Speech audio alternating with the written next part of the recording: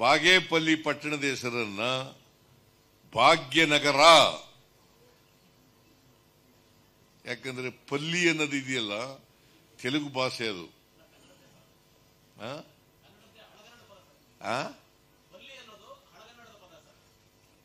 ನನಗೆ ತೆಲುಗು ಗೊತ್ತಿಲ್ಲ, ನಿನಗೆ ಗೊತ್ತಾ? ಗೊತ್ತಿದ್ರೆ ಸರಿ. ಹಾಗಾದ್ರೆ ಅದಕ್ಕೆ ಪಲ್ಲಿ ಅನ್ನೋದು ಬೇಡಪ್ಪ.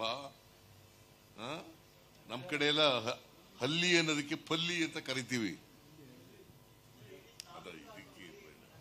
ಬಾಗೇಪಲ್ಲಿ ಅನ್ನೋದು ಬಹಳ ಮೊದಲಿನಿಂದ ಇರೋ ಹೆಸರು, ಅದು ಬೇಡ ಅಂತೇಳಿ MLA ಕೂಡ ಒತ್ತಾಯ ಮಾಡಿದ್ರು. ಭಾಗ್ಯನಗರ ಅಂತ ಮಾಡಿ ಅಂತ ಹೇಳಿದ್ರು. ಭಾಗ್ಯನಗರ, ಇನ್ಮುಂದೆ ಭಾಗ್ಯನಗರ. ನೀನು ಇವರು ಯಾವಾಗಲೂ ನಿಮಗೆ ಬ್ರೀಫ್ ಮಾಡೋರು ಪ್ರೆಸ್ಗೆ. ಇವತ್ತು HK ಪಾಟೀಲ್ರು ಯಾವಾಗಲೂ ಪ್ರೆಸ್ ಬ್ರೀಫ್ ಮಾಡ್ತಾರೆ. ನಾನು ಇದು ಒಂದು ವಿಶೇಷ ಸಭೆ ಆದ್ರಿಂದ ನಾನೇ ಬಂದಿದ್ದೀನಿ.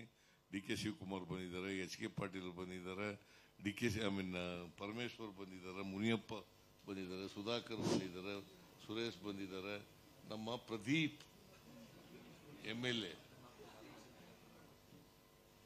ಅವರೆಲ್ಲ ಬಂದಿದ್ದಾರೆ. ಇನ್ನೂ ಒಟ್ಟು 48 ವಿಷಯಗಳನ್ನ ಚರ್ಚೆ ಮಾಡಿ ತೀರ್ಮಾನ ಮಾಡಿದ್ದೀವಿ. ಎಲ್ಲ ತೀರ್ಮಾನಗಳನ್ನು ಕೂಡ ಹೇಳಕ್ ಹೋಗಲ್ಲ, ಇಂಪಾರ್ಟೆಂಟ್ ತೀರ್ಮಾನಗಳನ್ನ ಹೇಳಿದ್ದೇನೆ. ಏನಾದ್ರು ಇದ್ರೆ DK ಶಿವಕುಮಾರ್ ಏನಾದ್ರು ಮಾತಾಡ್ತಾರೆ. ಸರ್ ಒಂದು ನಿಮಿಷ ಸರ್. ಬಾಗೇಪಲ್ಲಿ ಭಾಗ್ಯನಗರ ಆಗಿದೆ. ಬಾಗೇಪಲ್ಲಿ ತಾಲೂಕಲ್ಲಿರೋ ಎಲ್ಲಾ ಹಳ್ಳಿಗಳು ಪಲ್ಲಿ ಅಂತಲೇ ಕೊನೆಗೊಳ್ಳುತ್ತೆ. ಅದರ ಪರಿಸ್ಥಿತಿ ಏನು? ಅದು MLA ಏನ್ ಹೇಳ್ತಾರೆ ಹಂಗ್ ಮಾಡ್ತೀವಪ್ಪ.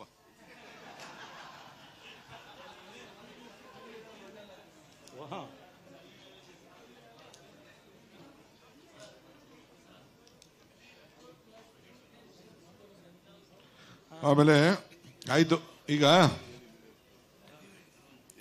ಈಗ ಕೋಲಾರ ಜಿಲ್ಲೆ, ಒಂದು ನಿಮಿಷ.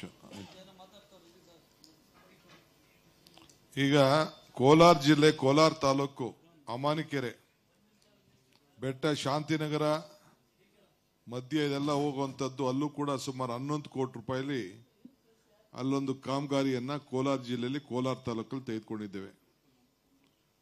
ಒಟ್ಟು ಇನ್ನೊಂದು ಕೋಲಾರ ಜಿಲ್ಲೆ ಅಮಾನಿಕೆರೆ ಅಂತರಂಗದ ಬೆಟ್ಟದಿಂದ ಶಾಂತಿನಗರ ನಗರಕ್ಕೆ 79 ಕೋಟಿ ರೂಪಾಯಿ ಅಂದಾಜು ವೆಚ್ಚದಲ್ಲಿ ಕಾಮಗಾರಿ ತೆಗೆದುಕೊಳ್ಳಲು ಇವತ್ತು ಅನುಮತಿಯನ್ನು ಕೊಟ್ಟಿದ್ದೇವೆ.